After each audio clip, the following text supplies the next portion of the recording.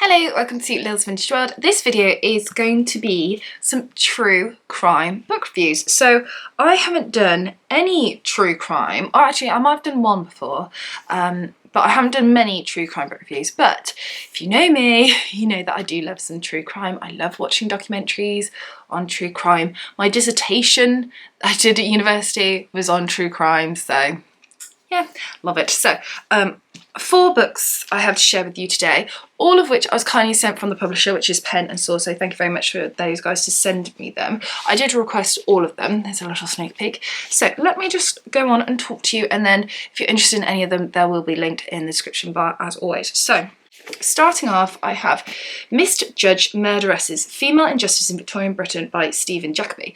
Now, I love the premise of this book. So the idea of this book is that Stephen Jacoby goes through history and looks at women who were judged as murderesses and works out, did they do it or not? Like, were they guilty? Is it inconclusive? Or were they innocent? And he goes through various different women, and it's really interesting to learn about their stories. But I was trying to work out myself, based on the evidence that Stephen provided, were they guilty? Is it inconclusive? Or were they innocent? I was trying to work it out myself. In here we have women that are quite plainly innocent. We have women that I think, yeah, pretty much were guilty. We have someone in here that's related to George Eliot as well, actually, which is quite fascinating indeed. As I said, I love the premise of this book. I love the idea behind it. However, it does have quite a bit of evidence that's literally copy and paste, and I'm never sure how I feel about copy and paste from like newspaper articles and trial notes and things like that. Sometimes I like them, sometimes I don't, but on the chapters where Stephen was just telling the story, I've really enjoyed it. So yeah, I liked it.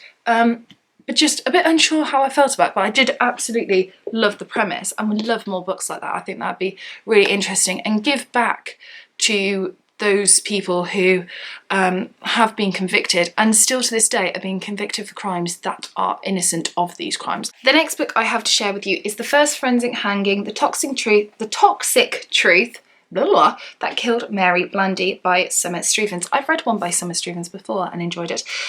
This book tells the story of Mary. Now, Mary was hanged for the murder of her father via poisoning. But was she guilty? Was it an accident? Is she just completely innocent? I can't tell you that because it'll spoil it for you. I enjoyed this. This is quite a big case because this is the first case where medical professionals were used in the case, as you know, medical professionals are kind of today sort of thing, to back up said theories and evidence.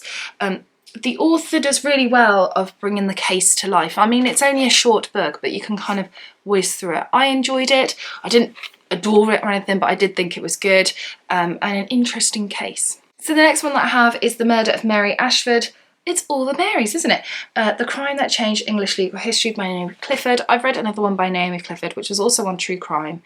And I loved that one. This one, not as great, but I still enjoyed it. This one was about a woman called Mary who was murdered, and she was found in this pit of water, and she was found by these two gentlemen that worked nearby, and finger of suspicion kind of pointed to the local bricklayer, and did he do it, did he not do it? That's kind of where we're going. I can't tell you because it'll spoil it for you, but this book's well researched, well put together. It's always really hard to do these type of reviews because otherwise I'll just give the game away. So yeah, I liked it, didn't love it, but yeah, it was good. And then finally, I have one where I kind of feel quite sorry for the author because this is The Hidden Lives of Jack the Ripper's Victims by Robert Hume. And the reason why I feel sorry for the author is because a book that is very similar to this by Hallie Rubenhold, is it Hallie or Hayley Rubenhold? I'm never quite sure. That's called The Five, has just stole the show and won loads and loads of awards. And this one has come out at a very similar time and is on the same sort of thing. So this book focuses on the women the victims of Jack the Ripper. So it's not focusing on Jack the Ripper, it's focusing on the victims.